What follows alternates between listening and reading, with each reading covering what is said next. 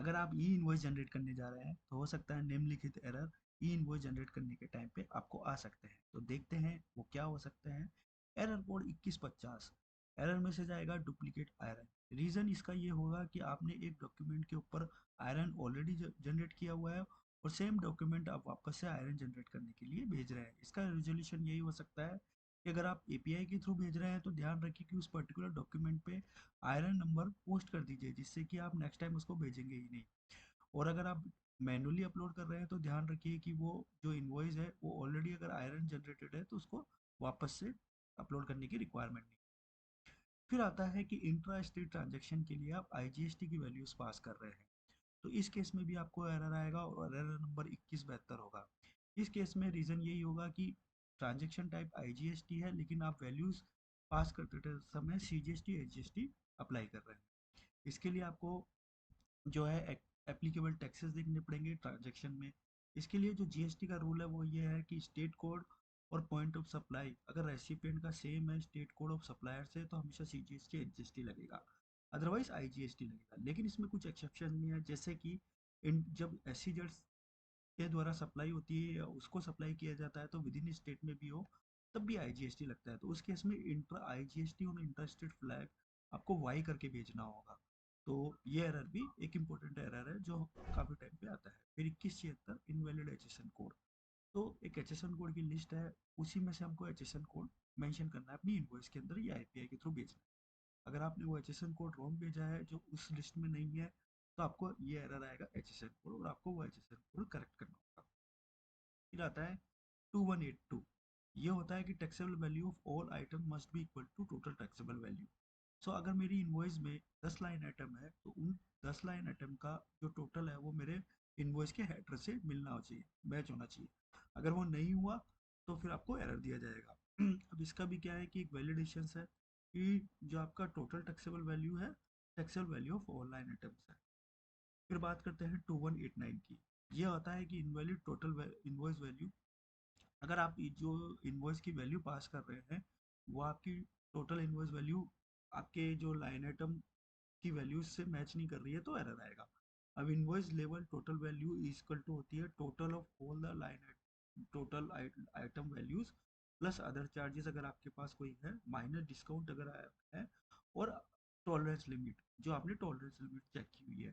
For example 1 lakh 1,01 रुपया आ रहा है तो 1 रुपया आपका हो सकता है कि जो टोटल इनवॉइस वैल्यू उसकी कैलकुलेशन में नहीं आ रहा हो, तो वो टॉलरेंस लिमिट आप सेट कर सकते हैं। अगर वो उस टॉलरेंस लिमिट के बाहर जाता है तो 2189 का एरर आएगा। इसी के साथ साथ 2193 ये आपका बोलता है कि जो असेसेबल अमाउंट होता है वो should be equal to total amount minus discount for एक पर्टिकुलर सीरियल नंबर के लिए फॉर एक पर्टिकुलर एचएसएन के लिए। तो इसको अगर मैं एग्जांपल से बोलूँ तो अगर आपकी एक इनवॉइस में 10 लाइन आइटम है तो सीरियल नंबर 1 का जो पहला लाइन आइटम है उसमें एक एचएसएन कोड है। उस एचएसएन कोड की जो एसेसेबल वैल्यू है, फॉर एग्जांपल आपकी वैल्यू है 1 लाख रुपए, डिस्काउंट आपने दे रखा है 10,000, तो जो एसेसेबल वैल्यू है वो 90,000 आनी चाहिए, लेकिन आप उसको 91,000 पास कर रहे हैं तो 2193 का एरर आएगा और आपको वो चेक करना पड़ेगा।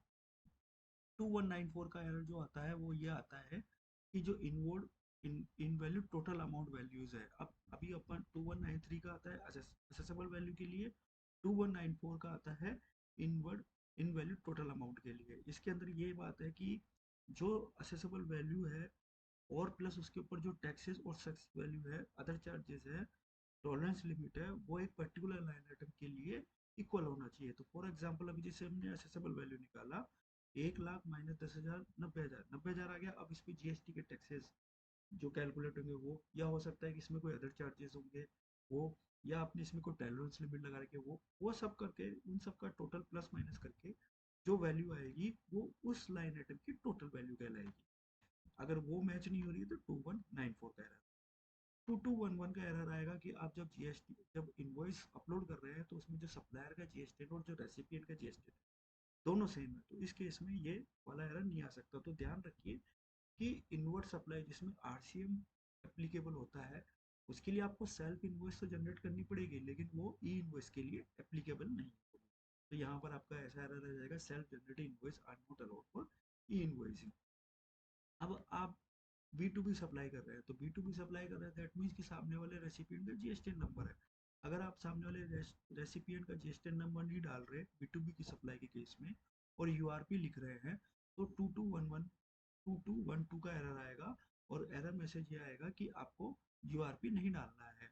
इसके लिए आपको एक्चुअल जीएसटीएन पास करना होगा। 2227 का जो एरर है वो ये है कि एक पर्टिकुलर, वापस अगेन आते हैं, ये सीरियल नंबर पे होगा, पर्टिकुलर सीरियल नंबर के एचएसएन में जो आप सीजीएसटी और एचजीएसटी वैल्यूज पास कर रहे हैं वो इक्वल होना चाहिए। अगर इक्वल नहीं है तो आपको 2227 का एरर आएगा। इसी के साथ साथ 2233 का एरर ये बोलता है कि आप डुप्लीकेट सीरियल नंबर्स नहीं भेज सकते। मतलब कि एक इनवॉइस में एक दो 10 लाइन आइटम है तो आप 4-5 लाइन आइटम के लिए एक एक नहीं भेज सकते, वो 1 2 3 4 5 6 ऐसा ही होना चाहिए। अगर आपने 1 1 कर दिया तो डुप्लीकेट सीरियल नंबर का भी आपको एरर आएगा और ये आपको टेक केयर करना पड़ेगा। इसी के साथ साथ इनवैलिड सीजीएसटी और SGST amount for one particular HSN और एस के लिए है तो वो भी एरर आएगा। अब ये कब आएगा कि जो आपका जो टैक्सेबल वैल्यू है उसका टैक्स रेट डिवाइड बाय 2, अगर सीजीएसटी एचजीएसटी है तो वही आपका टैक्स रेट होना चाहिए। टॉलरेंस लिमिट ±1 का हो सकता है। इसी के साथ साथ आईजीएसटी में भी हो सकता है कि आप आईजीएसटी की जो वैल्यूज पास कर रहे हैं वो टैक्सेबल वैल्यू मल्टीप्लाई आपकी जीएसटी की रेट होनी चाहिए। अगर ये ऐसा नहीं हुआ तो 2235 का एरर आएगा। 2240 का एरर कब आता है? जब invalid GST rate for HSN है, तो हमको जीएसटी में एक रेट का मास्टर मिलता है। अभी अगर मैं 32% रेट पास करूंगा तो जीएसटी उसको एज एरर भेजेगा और 2240 उसका कोड होगा। 2244 का ये है कि रेसिपिएंट का जो पिन कोड है वो मैंडेटरी है। कुछ स्पेसिफिक सप्लाई होती है जिसके अंदर रेसिपिएंट का पिन कोड जो है वो आपको मैंडेटरी डालना होता है, जैसे कि डोमेस्टिक सप्लाईज। अगर वो आप नहीं डालते तो 2244 आपका एरर आएगा। ध्यान रखिए कि ये जितने भी एरर है ना, अगर आप एपीआई के थ्रू भेज रहे हैं तो ये आपको मास्टर्स जो है वो करेक्ट करने पड़ेंगे। जैसे मैंने बोला पिन कोड, अभी बहुत बार क्या होता था कि ये मास्टर जो है जीएसटी आने से पहले होता था, तो रेसिपिएंट का पिन कोड किसी ने मेंटेन किया नहीं किया वो होता था, तो अभी जब जीएसटी के लिए भेज रहे हो तो वो एरर आएंगे। सेम अगर जीएसटी की रेट की बात करें तो ये मास्टर जो आपको ईआरपी में मेंटेन करने पड़ेंगे। 2265 का एरर कब आएगा? जब जीएसटी रेसिपिएंट का GST state code should be the state code passed in recipient details. अगर जो मेरा स्टेट कोड पास किया है first 2 digit of GST pass in the recipient detail do not match, अगर उससे मैच नहीं करती है तो ये होगा कि मतलब अगर मेरा महाराष्ट्र का जीएसटी है तो उसका जो फर्स्ट 2 डिजिट है 27 है और जीएसटी भी 27 से स्टार्ट हो रहा है, तो दोनों मैच होने चाहिए। अगर मैच नहीं हुए तो फिर मेरे को ये एरर मिलेगा। रेसिपिएंट का जो पिन कोड है, अगर इसमें क्या होता है कि इसमें उसका पिन कोड नहीं मिलता है रेसिपिएंट, तो 999 करके भी हम लोग उस पिन कोड को पास कर सकते हैं। अगर पास नहीं किया तो फिर आपको ये एरर आएगा। 3028 जो होता है कि GST not present in US system. कई बार क्या होता है कि जैसे मैंने बोला मास्टर्स मेंटेन किए हुए, मास्टर में आई को 1 कर दिया, वाई से वर्सा 1 होना चाहिए तो उसको आई कर दिया। अब जब हम जीएसटी के लिए वो भेजते हैं तो जीएसटी को क्या है कि वो वैसा जीएसटी नहीं मिलता है, तो इस केस में जीएसटी आपको ये बोलती है कि जो रेसिपिएंट का जीएसटी है वो इनवैलिड है, तो वो आपको अपनी मास्टर्स में चेक करना होगा। अब जीएसटी पोर्टल पे जाके वहाँ पर भी चेक कर सकते हो, सर्च टैक्स पेयर के कॉलम में। अगर आप एपीआई के थ्रू कर रहे हो तो आप एपीआई के थ्रू भी उसका स्टेटस लेके आ सकते हो। तो ऐसे रीज़न है जो कि ई इनवॉइस जनरेट करते समय आपको ये सब एरर आ सकते हैं। आप इस वीडियो के थ्रू वो एरर पहचान सकते हो और उसका रेक्टिफिकेशन कर सकते हो। वीडियो अगर अच्छा लगा हो तो लाइक टिल देन जय हिंद जय भारत।